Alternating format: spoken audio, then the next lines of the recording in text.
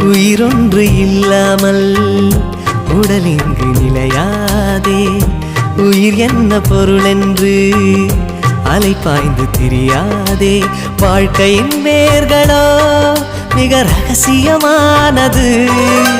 ரகசியம் காண்பதே நம் அவசியமானது.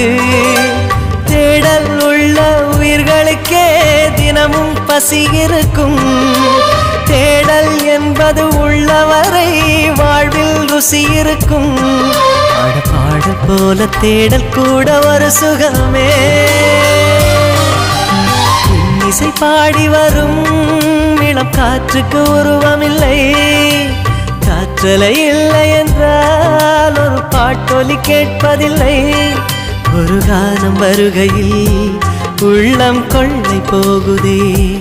ஆனால் காற்றின் முகவரி